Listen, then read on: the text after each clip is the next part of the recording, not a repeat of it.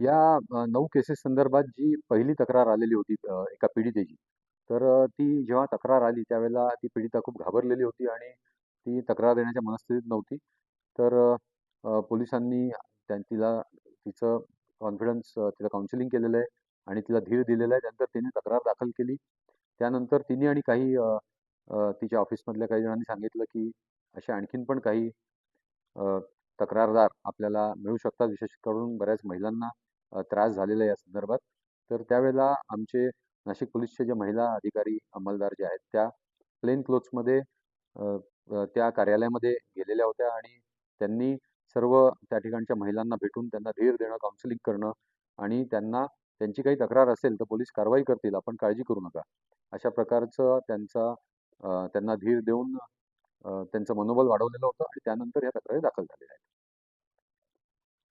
या पहिल्या तक्रारीमध्ये जे पीडित आहे तिला जो आरोपी आहे तो एका रिसॉर्टला घेऊन गेल्याचं तिने सांगितलेलं होतं.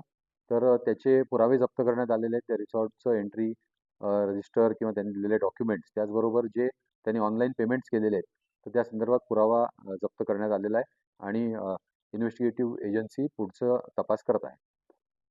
केसेसमध्ये 9 आरोपी आहेत. 9 आरोपीमध्ये 2 महिला आरोपी आणि 7 पुरुष आरोपी आहेत. आणि ह्या जे 7 पुरुष आरोपी आहेत, ते सर्वच केसमध्ये एकमेकाबरोबर सह-आरोपी आहेत.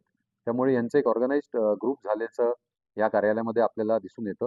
त्याचबरोबर ज्या 2 महिला आरोपी आहेत, एक आरोपी जी आहे तिचं नाव निदा आहे, निदा खान आहे आणि ती एका गुन्ह्यामध्ये आरोपी आहे. तिच्यावर चार्ज जो आहे हा अ, धार्मिक भावना दुखावल्याचा चार्ज तिच्यावर आहे.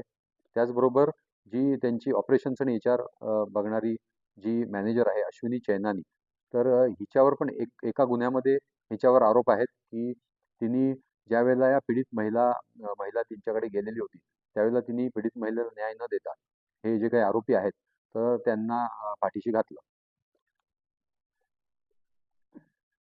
त्यात अ, यांना बाहेरच्या कुठल्या कट्टरपंथी किंवा इतर कुठल्या संघटना पाठिंबा किंवा प्रवृत्त करत होत्या का? या संदर्भात तपास नाशिक पोलीस करत आहे.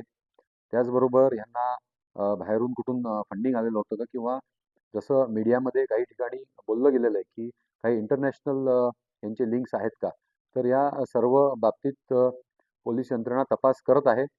एस-आय-डी, ए-टी-एस, एन-आय-ए ह्या ह्या एजन्सीजना पत्रव्यवहार करण्यात आलेला आहे आणि तपास यंत्रणेच्या पुढे काही ठोस या संदर्भात ज्यावेळेला काही पुरावे येतील, त्या संदर्भात त्यावेळेला त्यांच्या संदर्भात त्यात कारवाई करण्यात येईल.